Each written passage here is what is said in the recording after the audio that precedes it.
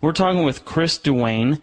Now, Chris, before the break, we were talking about what it might look like. Let's say it's fall, the dollar collapses. Are we looking at riots? Are we looking at martial law? Are we looking at a breakdown of society?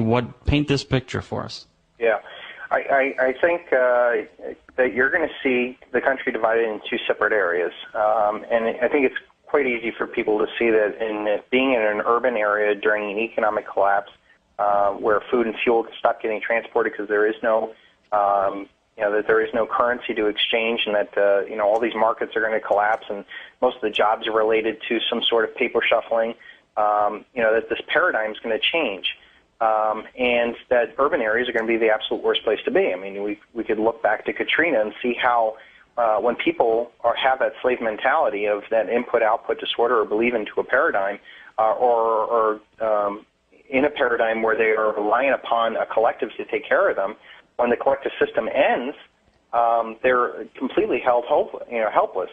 And that they are going to go through the anger phase, and that the worst in humanity is going to come out in these urban areas. So I strongly recommend people get out of the urban area now. I don't care if you live in the Upper West Side of Manhattan, or in Southern California. I think Southern California is going to be an absolute mess because here you got 20 million people packed into an area that does not have a lot of water, food, huge amount of racial diversity, economic diversity, and unfortunately, when things go bad, people tend to blame each other.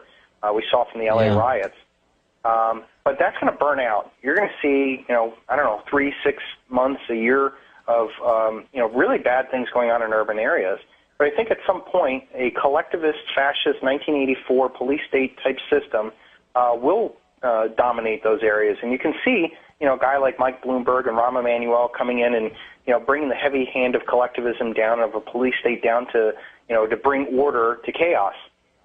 And I think what will arise out of that is a lot of these economic, urban areas, after they get, really beat up, you're going to end up with a very 1984-like police state where you're going to see cameras on the corners and checkpoints and, all sorts of controls that they would love to, introduce if given the right scenario.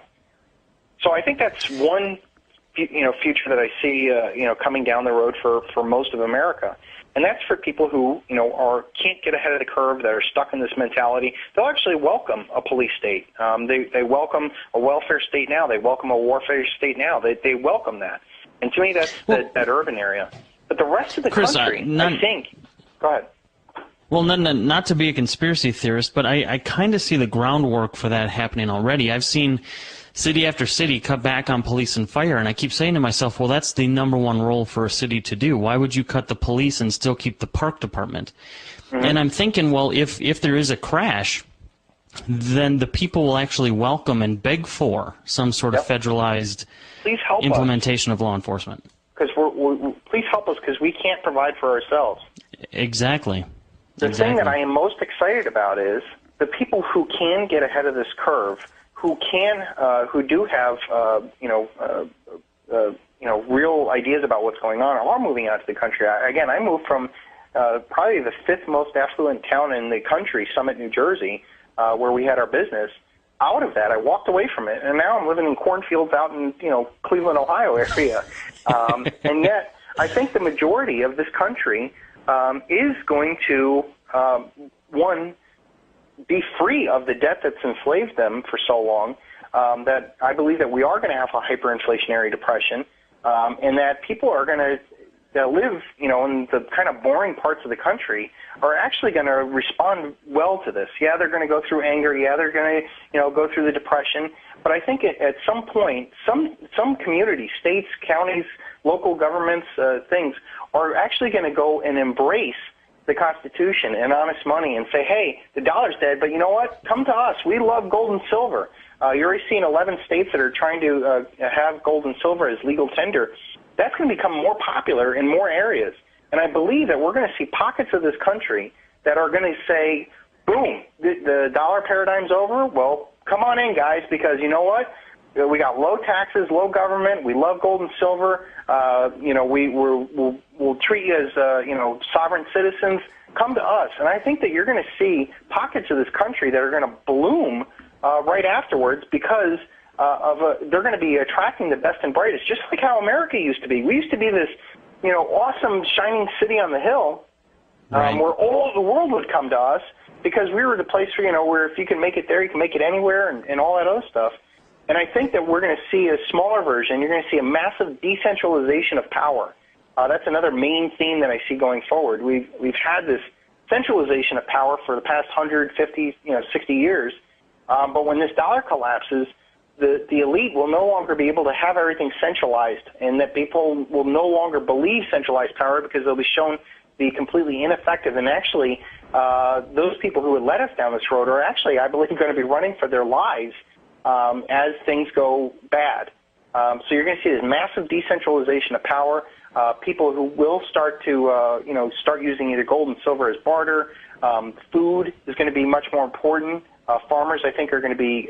This is another great theory, another great thing. So, and I'm sorry to talk so fast, but I feel like I got so much on my mind. I know these breaks go by so fast. Just as much as paper wealth is not going to be valued and real tangible wealth is, like gold and silver, the same thing that humanity is going to value jobs and, skills. So in this paradigm, those that benefit the most off of it provide absolutely nothing of real value to the society. They're the lobbyists, they're the marketers, they're the politicians, the Wall Street brokers, hairstyle, all these really things. These are the most highest paid people, the actors, the sports people. Those are the ones that are benefiting the most off of this debt paradigm.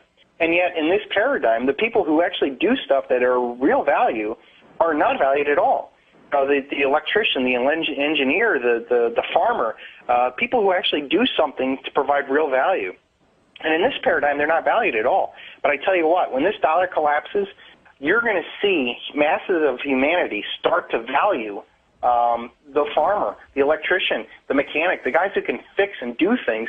They are going to be the new rock stars. They are going to be the new celebrities in their areas, and they are really going to be the ones with the skills that they're going to benefit the most off of. So when I suggest to people, get your wealth out of this paradigm and get it ready for the next paradigm, get ahead of the curve.